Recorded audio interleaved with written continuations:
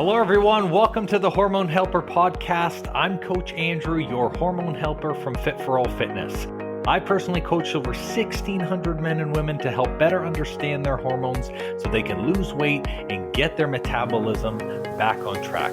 With this podcast, you're going to hear from me and my special guests about everything from metabolism to thyroid to weight loss. And we even talk a little bit of sexy time as we chat to spread more knowledge, thick like butter, on your hormones.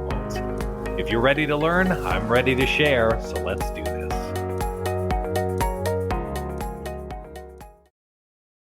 Hello, everybody. Welcome back to the Hormone Helper Podcast. Today's episode is going to hit deep. I'm joined by Alexis Hughes, founder of Without Fear Strategic Life Coaching, where she helps people move from fear and stagnation into clarity, purpose, and aligned action. Alexis's work is shaped by a powerful background of in-end life care, where she learned firsthand kind of what people truly wish what they had done differently. And then we're also going to talk about how fear quietly shapes the choices that we make every day. So in this episode, we're diving into identity, fear shaping it, what we can learn from those at the end of the life, and how you're going to be able to build a life that you won't regret. So welcome to the episode, Alexis. How are you doing today?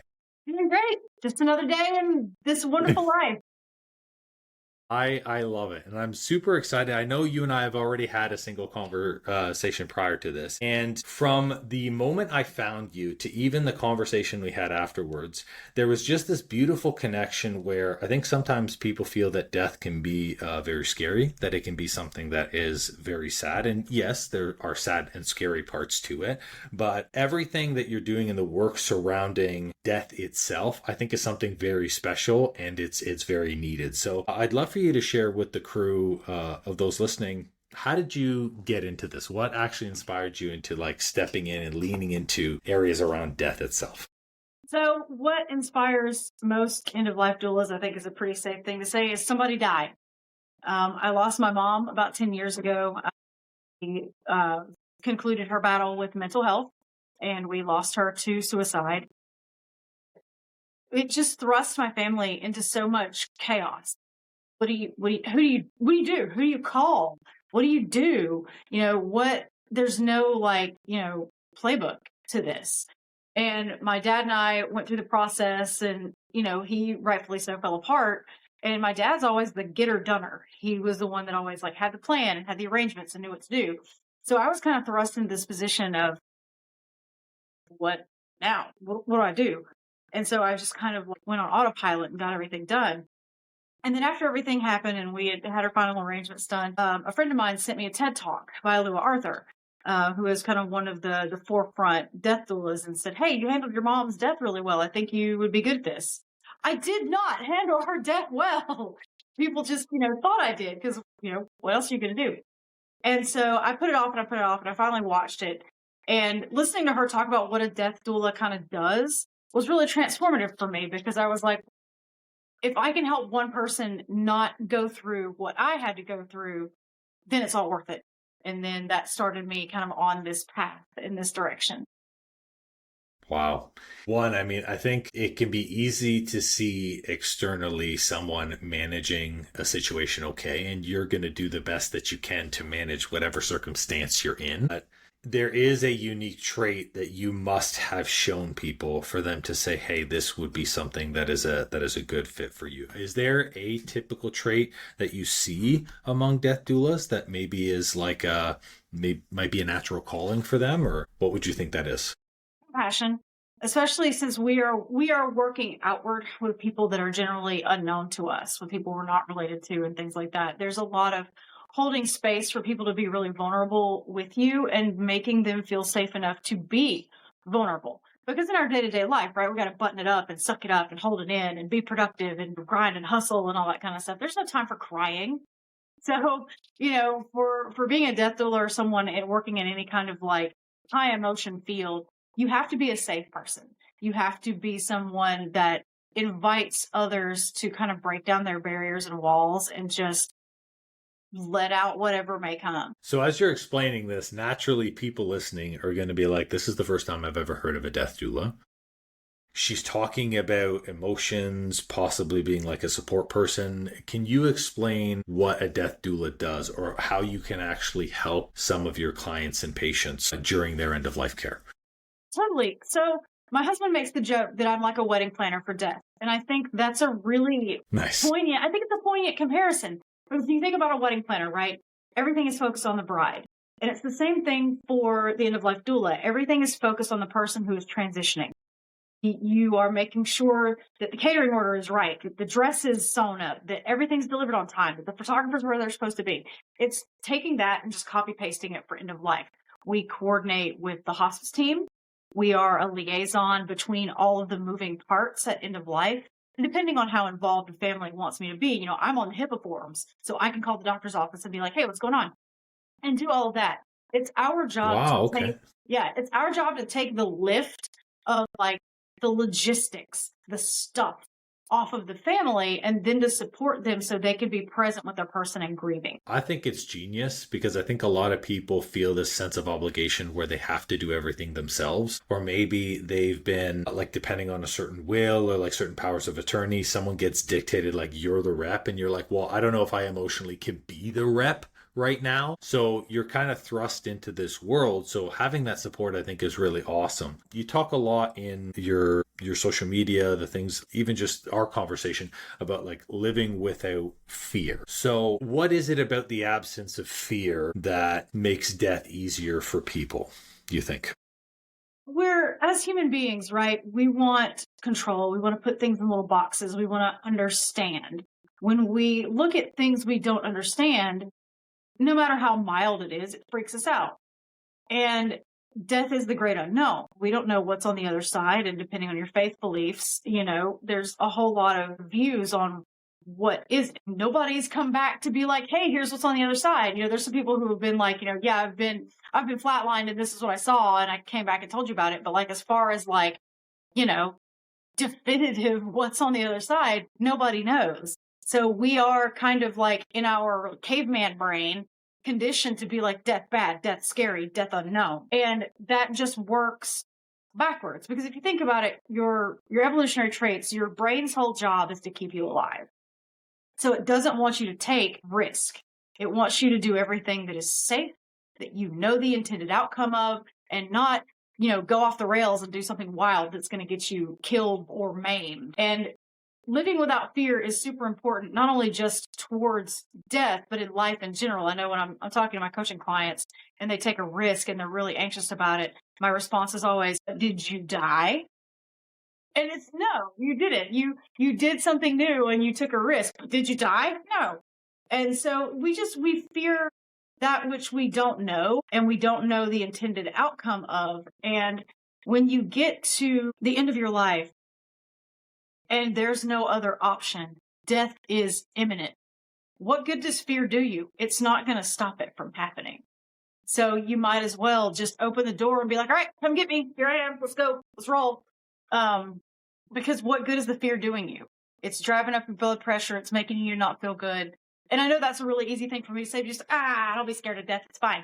But when we sit down and we really flip the rocks over about why we're scared of it, and we look at what kind of bugs are crawling around underneath it, we can really kind of get to a place where if the fear is not, I don't want to say eliminated because it'll never be eliminated, but brought to a place of mitigation, it can be significantly lessened.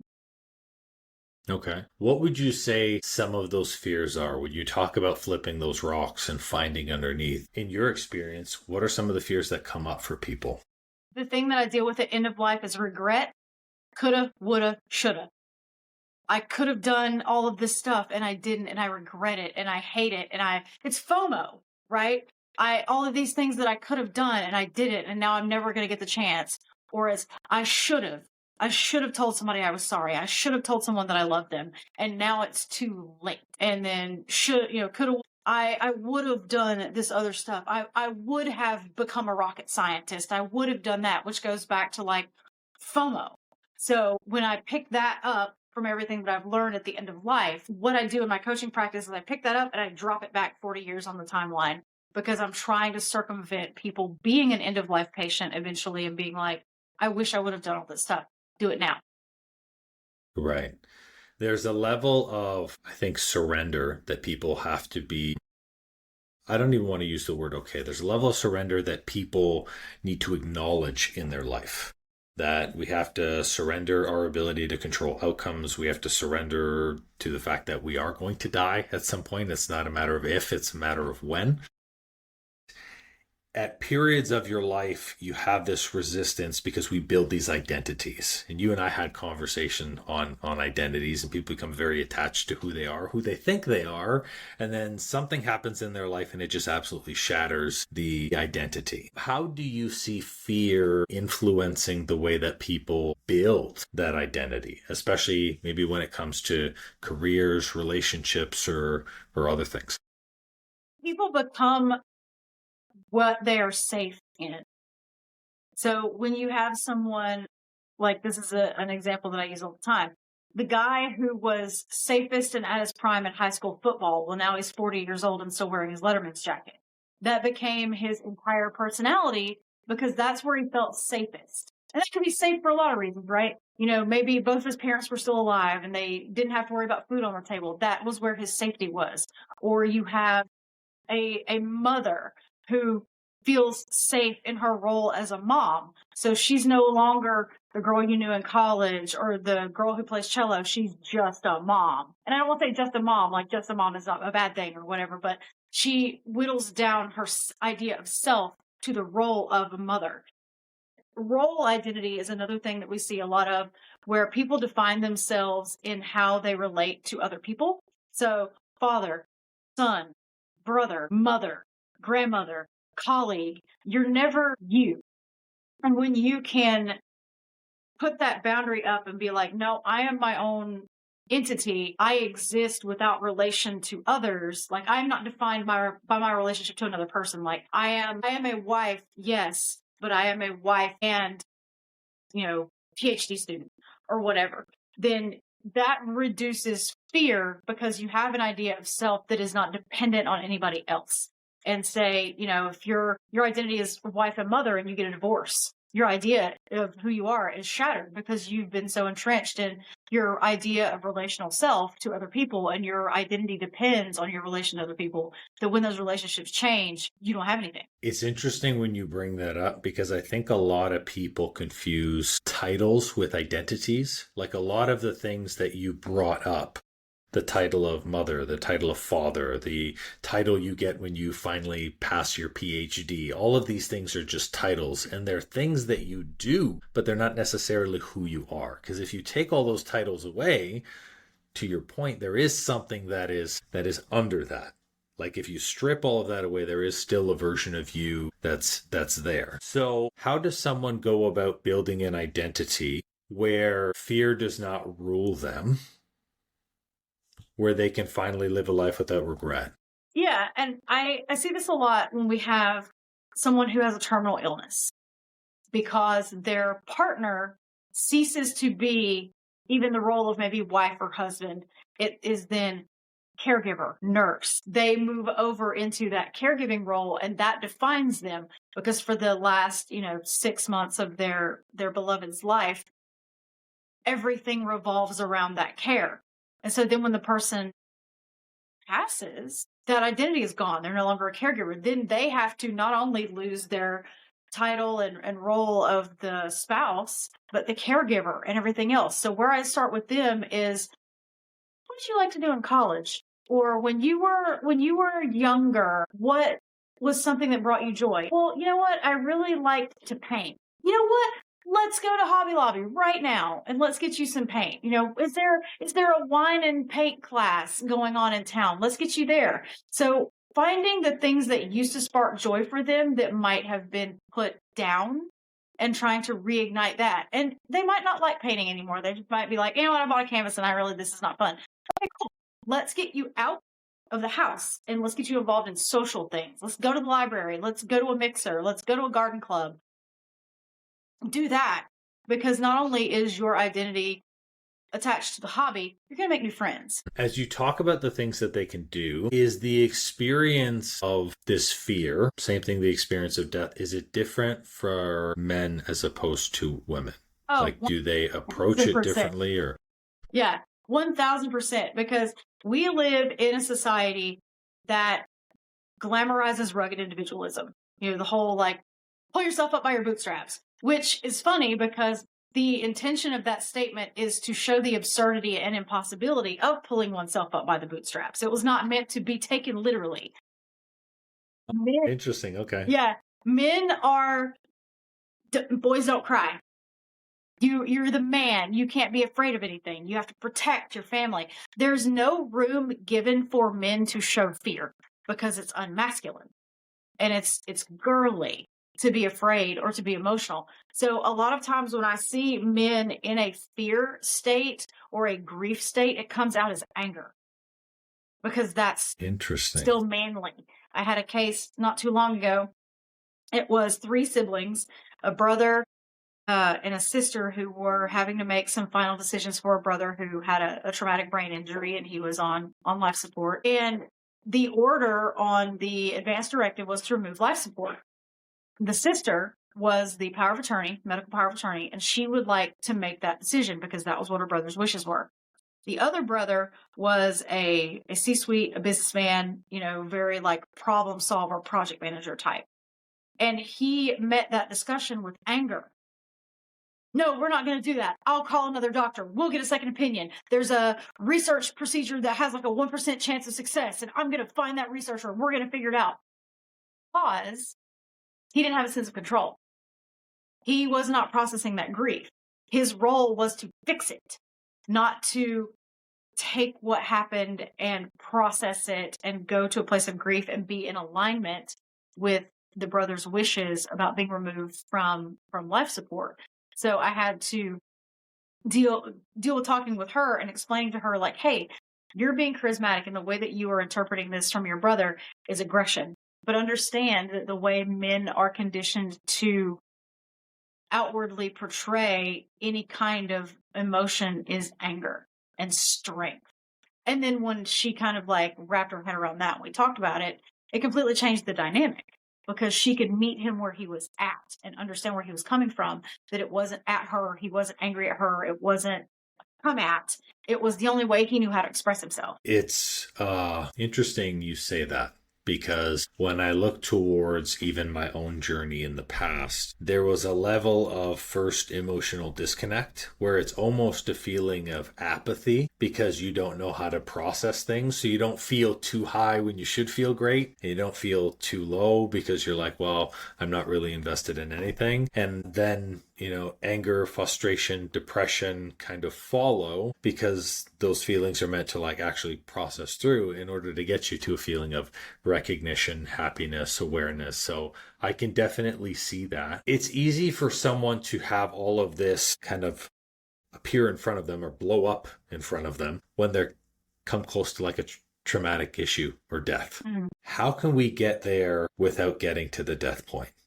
Bring the issues up earlier, sooner. It's just 10 seconds of absolute bravery. You know, people, they spend so much time ruminating over a difficult conversation when all it takes is 10 seconds of like, hey, the other day you did that thing and that really sat heavy with me. Can we talk about it? You don't, you know, because you don't have to approach it with like, hey, the other day you did something that really pissed me off. You know, you don't have to like come at it like that, but it's just finding the way to approach the things that give you anxiety. I always say approach things with a sense of curiosity, never assume bad intent or anything like that, because most of the things that we're anxious about are interpersonal stuff, dealing with that person in whatever way it is, because no one is getting up in the morning and scared they're going to walk out of their door and like get bit by a rattlesnake. You know, that's not the kind of like fear that we live in. We live in the kind of fear of like, what if I lose my job? What if I wreck my car? What if I, you know, make my boss angry or whatever? And so what I do in my coaching is if there's anybody that listens that is a computer programmer, they're going to get a kick out of this. In computer programming, there is a method of terminology. I think it's called a Boolean loop, where it's a what if then strategy. If you remember being a kid back when we had the little Macs in the classrooms where you had the green screens and you could do the if 10 then and do the little programs for each other where you could answer questions and stuff. So it's like, if I lose my job, then, and I want 3 actions you can take. If I wreck my car, I want 3 actions you can take. Because then you don't have to lay awake at night thinking about what you're going to do. You have a plan. It's on the refrigerator. You know what's going to happen. If plan A doesn't work, go to plan B. If plan B doesn't work, you got plan C. If I lose my job, I'm going to post on Indeed. If I lose my job and posting on Indeed doesn't work, I'm going to see a help wanted sign and I'm going to go in. If that doesn't work, I'm going to post on Facebook and ask my friends if anybody's hiring. So giving people concrete plans, because most of us maladaptive daydream. We worry about our problems constantly, but putting it down on paper and having a plan in place if something bad happens removes that anxiety. Yeah. I think people get in the state where it's easier to worry about the challenge in front of them than it is to actually sit down and process that. Like what you're talking about right now requires a bravery, like you said, but also a certain level of discipline. Where if you keep being presented with the same problem over and over again, you should probably sit down and figure out, why is this showing up all the time? Right. Why am I keep feeling this way? And actually plan the plan. You can't just say, oh, it sucks that this is happening or I regret this, but then not actually do the work required to plan. Yeah. And it's so fun because like we were talking earlier about everybody with their different faiths and how they view death. One of the more interesting things that I've heard is that, and I think it's, if your faith involves like the Akashic records and things, is that you wrote this life before you got here. You wrote the plan, you wrote the roadmap, and you're here to fulfill that, to learn. And so whenever there's time and I'm going through periods of like struggle or anxiety, I like have a little conversation with myself about like, oh my God, why should I get back to heaven? I'm kicking my own ass, kind of thing. And it just, you have to have some kind of device like that to help you. Another thing that I do with anxiety and things like that is I alienate it. I give it another voice. So like that nasty little voice that is constantly being like, you're going to fail. Nobody likes you. You're not good at this. You're an imposter. Your imposter syndrome, your anxiety or whatever. Mine's name is Brenda. So when we get up in the morning, Nice. When I get up in the morning and that stuff starts, I'm like, you know what? Not today, Brenda. We can't do that today. Girl, I hear you, but no, we're not. No, ma'am, Brenda.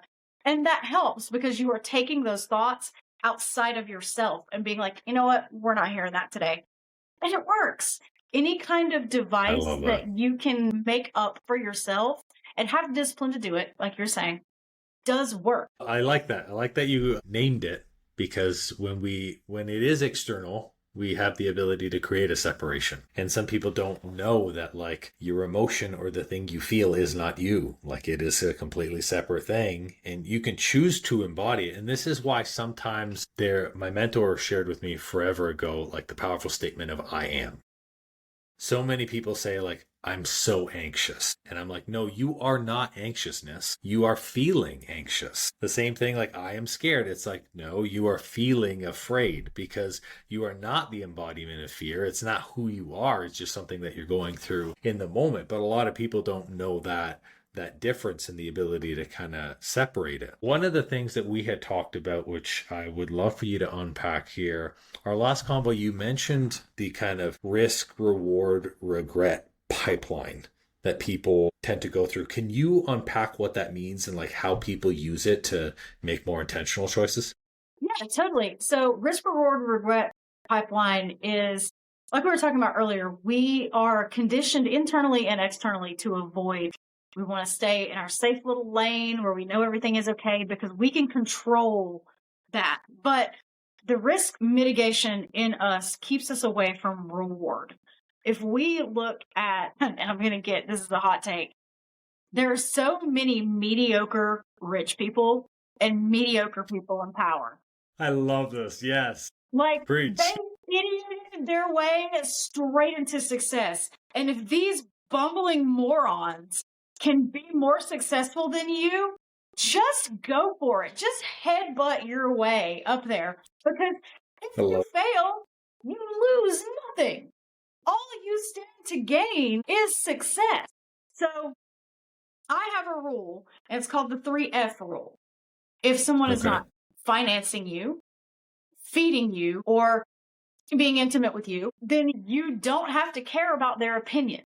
You don't have anything to lose by not caving to whatever those external voices are. And if they do apply to one of the three F's, then it's just a conversation of risk and risk mitigation. Like if I tell my husband, hey, I'm going to drain all of our investments and put it on Bitcoin, that's a hell of a risk. And depending on what the market is doing, could be a hell of a reward. But if he's like, don't do that, because he is someone that also stands to either risk, reward, regret with that, then it's a conversation. But when we look at the 3R pipeline, the risk and reward need to be in balance, either equidistant or it is a small risk for a large reward. And just keep doing those steps until the reward is greater than the risk that you feel afraid of. Because if you don't, you're going to be right at the end and you're going to be telling me at 80 when you're on your deathbed that you regret it. I wish I had taken that risk. I wish I had asked for that promotion. I wish I had held my ground and asked for that raise and told them that I was going to quit if they didn't give me health insurance or whatever. Like, it's an inch at a time to achieve miles. I really appreciate you just being super real and saying like there are a lot of mediocre people out there who they're brave and they're bold. And because they're both, they're just visible everywhere and that gets them access. And confidence matters. Yeah. If you don't ask, you never know if you're going to receive. And some people will have the fear of no, but even if you ask and they say no, you're still in the same place. That's still no. Exactly. At the end of the day. So exactly. I love that. So if you think about it, right, you might receive a no. I'm going to ask for a promotion.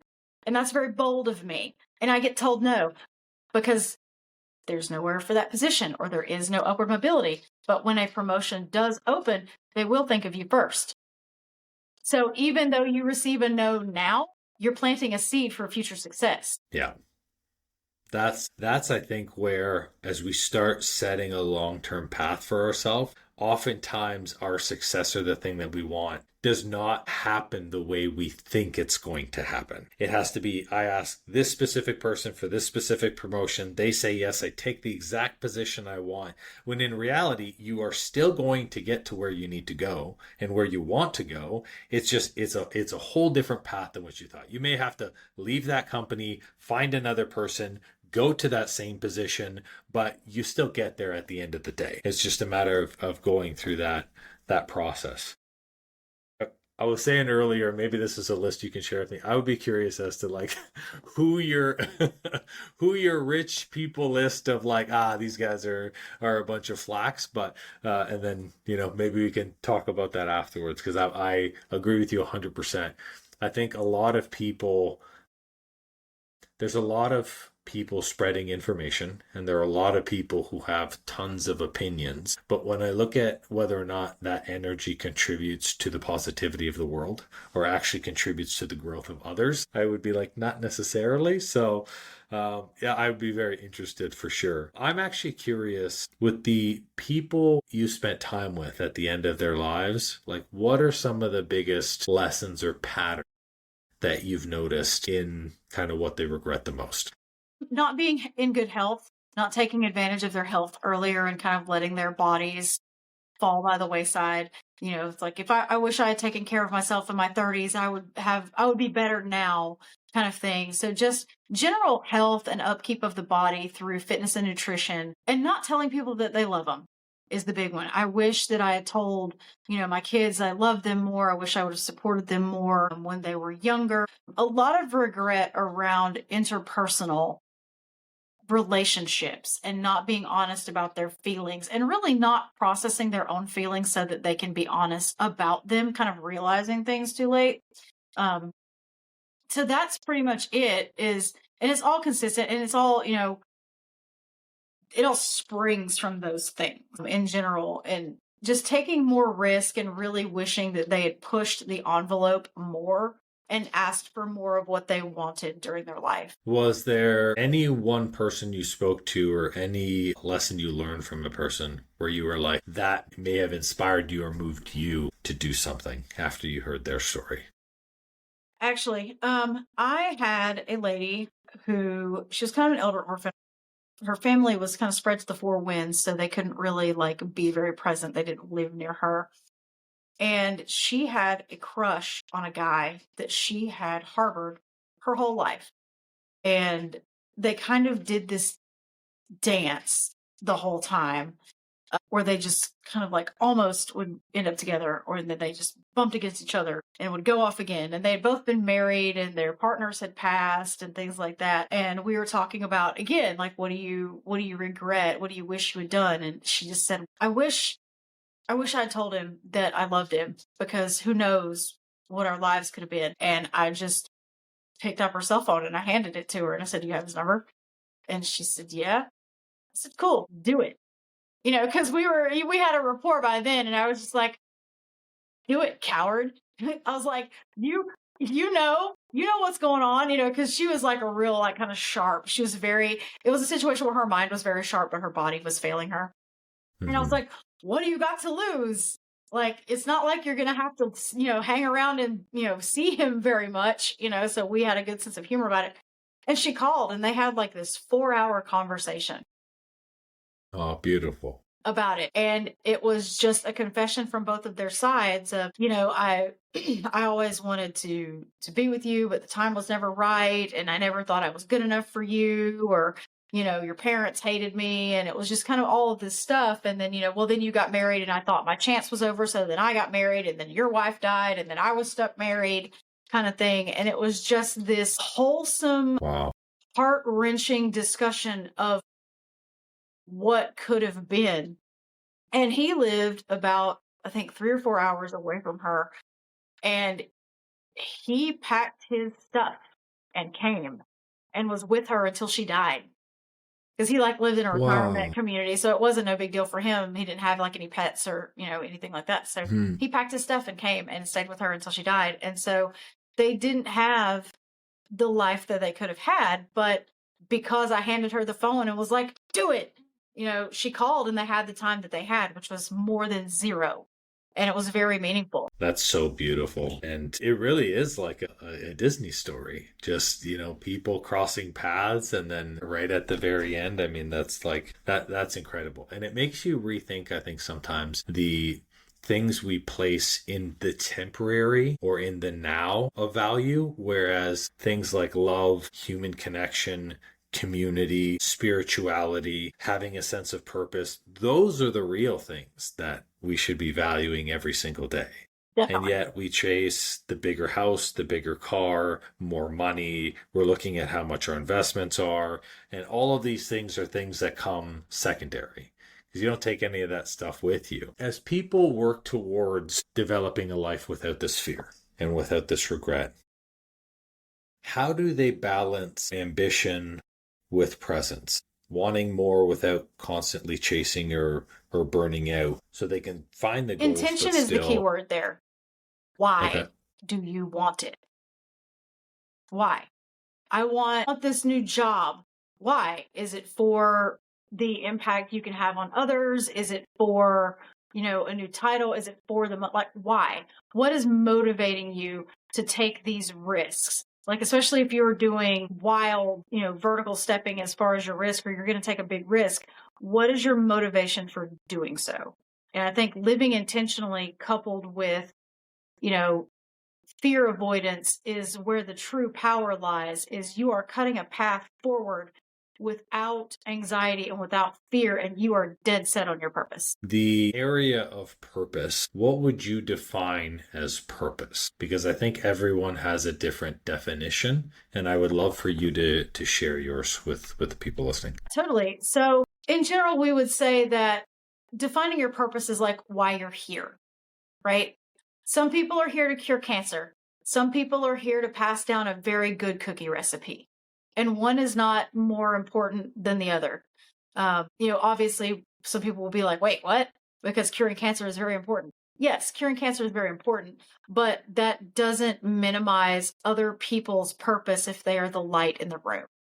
Purpose it's not the purpose Olympics, right?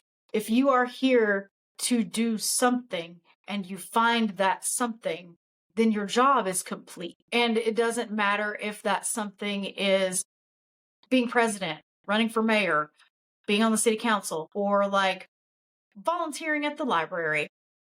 If it is something that gives you a reason to get up in the morning, I'm pretty sure that would be a purpose qualification there. It's whatever reason to keep you moving forward for whatever purpose your feet hit the floor every morning. And it could even change. Like we were talking about roles earlier. Some people's role is to be a mother, so their feet hit the floor every morning for their children. Well, eventually those children grow up and move out and start their own lives. So then why are you getting up every day? Like sitting down and really analyzing why do I exist? Why am I here? What do I want to do? At my eulogy, what do I want everybody to be like, oh my God, she did thing.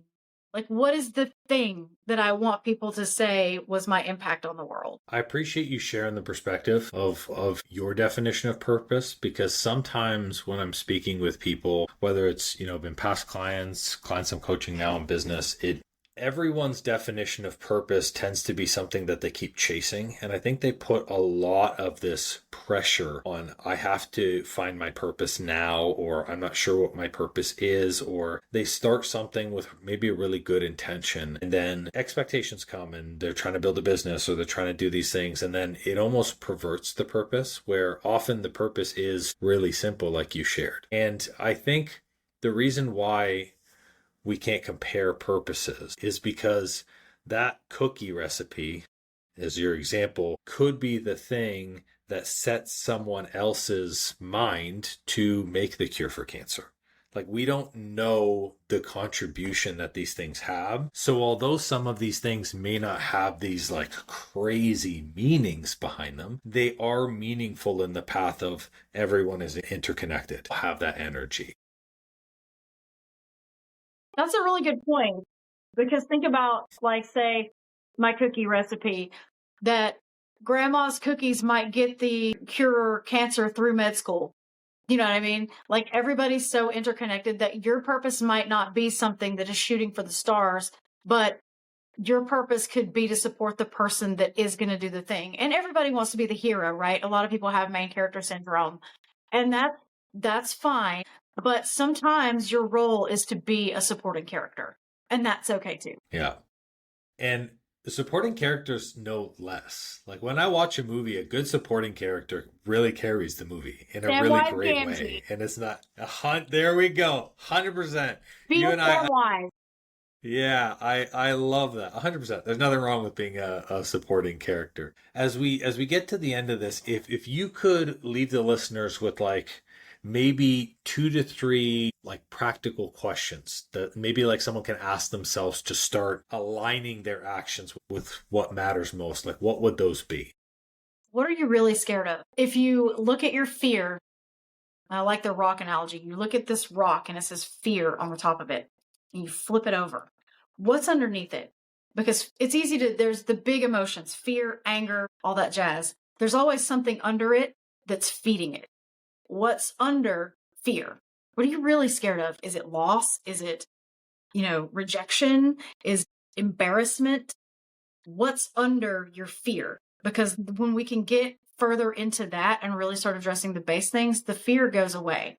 So what are you really afraid of? What do you want to accomplish? Like, what is your purpose? What keeps you up? What gets you up in the morning?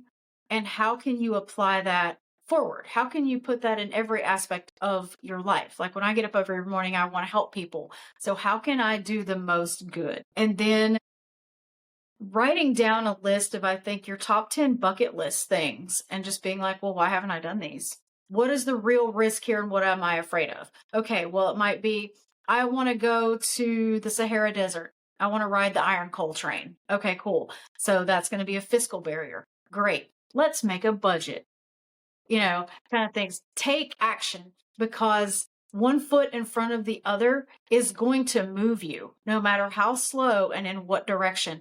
But action is what matters when you are trying to resolve your fear and gain your purpose and get out into the world. Sitting still and wallowing in apathy and fear is going to do nothing and make it worse. Move your feet, even if it's at a shuffle. 100%. I love how direct you are because I think there is a need for people to sometimes wake up. Like you are actively holding the steering wheel and you're complaining that your car is not going anywhere. It's like turn the wheel. Like you can, at any time, you can put your foot on the gas, turn the wheel, but you have to be willing to do it. If you could leave listeners with maybe one message on how to live more intentionally, or one message in general, what would it be? Be your own hype squad. No one's coming to save you. It's you versus the world as far as like holding yourself up. Like, yes, we have partners and we have people that love us, but in the depth of night at 3 a.m. when you're awake and you're staring at the ceiling, it's just you and the darkness. We are told, be humble. Well, don't be too egotistical. Don't be whatever. Believe your own hype. Everybody else does. Believe your own hype.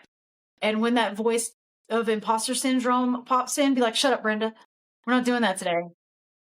Just be your own hype man. Love that. I'm going to take that to heart. I definitely need to do more hype. I will say my wife and I are very good at hyping each other up, which is great. We do daily walks where like we share what we see, like what we see the other person is doing well, like we share our goals, we share our dreams. So it's beautiful, but you do have to 100% there. You have to be your own supportive person and drive that. I love that.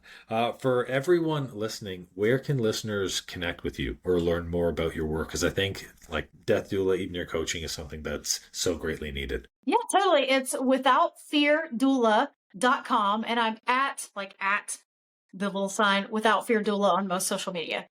And Without Fear Doula at Gmail. That is beautiful. I'm going to make sure to, of course, to drop the link in the show notes where you can connect with Alexis as well, too. I'm sure we're going to get a bunch of questions from this. We always do, which is great. So if I reach out for a part 2, hey, you know why? It's because people got questions on death, life, and all the in-between. I brought Alexis on here because we talk and focus so much about the future. It's always the future, when I get this, when I do this. Everything is so conditional. And then we get to the end and there's a lot of stuff we didn't do, a lot of things we didn't say, and a lot of emotions we didn't work through. That's such a beautiful story you shared. It can be a lot. And I think both having support through that is great in the moment, but also you can deal with a lot of it up front, like Alexis does with her clients, where by the time you get to the end of your life, you actually don't have this fear. Yeah, death can be scary, but it can also come like a friend to everyone because that's the last person you get to hang out with. So I think it's a great thing, and I appreciate you taking the time to hop on the podcast today, Alexis. This was fantastic. Yeah, perfect. So that is all for the episode, guys. Make sure, of course, you like and subscribe. And for those of you who have not tuned into the podcast for a while, you can text the podcast. So you can send us all of your questions there. I will not receive or read the texts. We get messages like that all the time. However, my team will drop in any of the questions. And then, of course, if you want Alexis back on another episode, then that is the best way to do that. Say, hey, want to hear more from Alexis? But otherwise, guys, thanks for tuning in, and we will see you on the next one. Well, it seems I'm all out of info juice for today. That's all for this episode, and thank you so much for listening. Please leave a raving review for me if you've learned something good, and make sure to subscribe to the podcast so you don't miss an episode.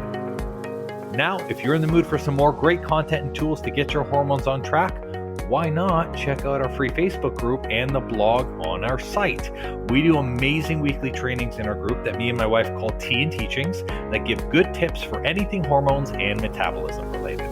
It's also a great community where you get to share your goals and success with like-minded people just like you. I'll make sure to drop both the Facebook group link and the blog link in the show notes for you.